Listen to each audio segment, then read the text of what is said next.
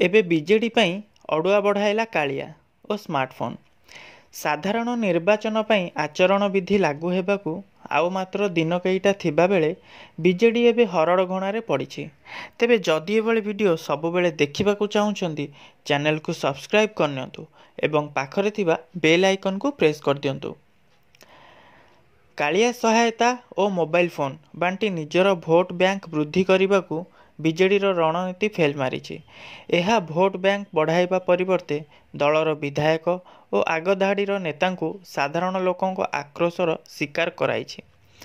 କାଳିଆ ସହାୟତା ଓ mobile phone ପାଇବାରୁ ବଞ୍ଚିତ ହେଉଥିବା ହିତାଧିକାରୀ ଏବଂ ଦଳୀୟ କର୍ମୀମାନେ ଏବେ ଗାଁ ଗହଳିରେ ଖୋଲାଖୋଲି ବିଜେଡି ବିରୋଧରେ ସ୍ୱର ଉଠାଇବା ସହ ଭୋଟ୍ ବେଳେ ଉଚିତ ଜବାବ ଦେବାକୁ ସଜବାଜ ହେଲେଣି। ରାଜ୍ୟରେ ଚାଷୀ ଆନ୍ଦୋଳନକୁ ଦୃଷ୍ଟିରେ ରଖି ରାଜ୍ୟ ସରକାର ତରବରିଆ ଭାବେ କାଳିଆ ଯୋଜନା ଘୋଷଣା କରିଥିଲେ।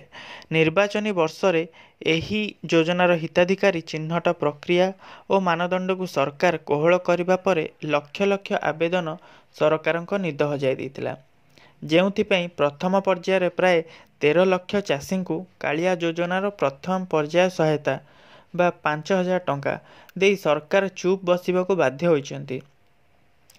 ଦ୍ୱିତୀୟ ପର୍ଯ୍ୟାୟ କାଳିଆ ହିତାଧିକାରୀ ଚିହ୍ନଟ ହୋଇଥିଲେ ମଧ୍ୟ ସହାୟତା ଦେବାକୁ ସରକାର ସାହସ କରିପାରି ନାହାନ୍ତି ଓ ଏପ୍ରିଲ 1ରେ ଏହା ଦେବେ ବୋଲି ଘୋଷଣା କରିଛନ୍ତି। ଯଦିଓ ନିର୍ବାଚନ ଆଚରଣ ବିଧି ଲାଗୁ ହୋଇଥିବା ବେଳେ ଏହି ସହାୟତା ଦେବା ସରକାରଙ୍କ ପକ୍ଷେ ସମ୍ଭବପର ନୁହେଁ ବୋଲି ସମସ୍ତେ ଜାଣନ୍ତି। ଏପଟେ ପ୍ରଥମ ପର୍ଯ୍ୟାୟରେ ଯେଉଁ ପ୍ରାୟ 13 ଲକ୍ଷ ଚାଷୀ କାଳିଆ ସହାୟତା ପାଇଛନ୍ତି, ସେଥିରେ ମନ୍ତ୍ରୀ ବିଧାୟକଙ୍କଠୁ ଆରମ୍ଭ କରି ସରକାରୀ କର୍ମଚାରୀ ବି ରହିଛନ୍ତି। ଏପରିକି ଗୋଟିଏ ଲେଖାଏଁ ପରିବାରକୁ 2ରୁ 3 ଜଣ ମଧ୍ୟ ଏହି ସହାୟତା ମିଳିଛି।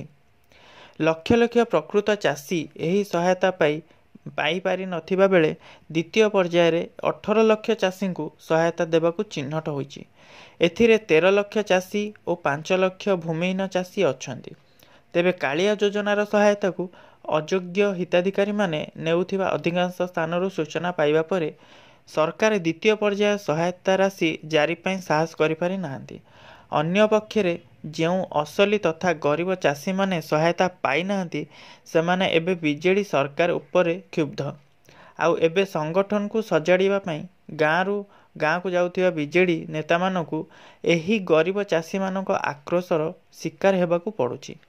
ସେହିପରି ବିଜେପି ଓ କଂଗ୍ରେସ ପକ୍ଷରୁ ବେକାର ସମସ୍ୟାକୁ ନେଇ ରାଜ୍ୟବ୍ୟାପୀ ସରକାର ବିରୋଧୀ କାର୍ଯ୍ୟକ୍ରମ ହାତକୁ ନିଆଯିବା ପରେ ଯୁବ ଭୋଟର ହାତଛଡ଼ା ହେବା ଭୟ ବିଜେଡିକୁ ଘାରିଥିଲା, ଯେଉଁଥିପାଇଁ ବିଜୁ ଯୁବ ବାହିନୀ ଅଧୀନରେ ଥିବା ଦଳୀୟ କର୍ମୀଙ୍କୁ ତୁଷ୍ଟୀକରଣ କରିବାକୁ ବିଜେଡି ରଣନୀତି ପ୍ରସ୍ତୁତ କରିଥିଲା।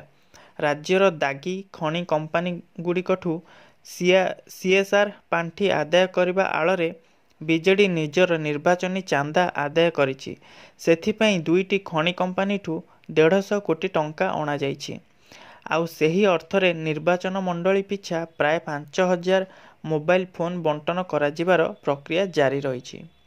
ତେବେ ବିଜୁ ଯୁବ ବାହିନୀର ସଦସ୍ୟ ନଥିବା ଯୁବବର୍ଗ ଏପରିକି ଅଧିକାଂଶ ଦଳୀୟ କର୍ମୀ ଏହି ମୋବାଇଲ ଫୋନ୍ ପାଉନଥିବାରୁ ତୀବ୍ର ଆକ୍ରୋଶ ଦେଖିବାକୁ ମିଳିଲାଣି।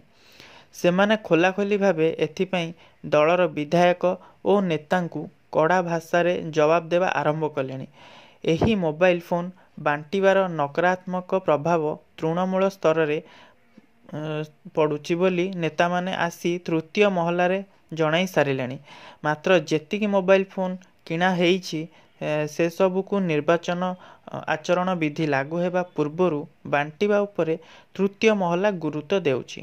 କିନ୍ତୁ ଏହାକୁ ନେଇ ଦଳ ମଧ୍ୟରେ ଅସନ୍ତୋଷ କୁହୁଳିବାରେ ଲାଗିଛି।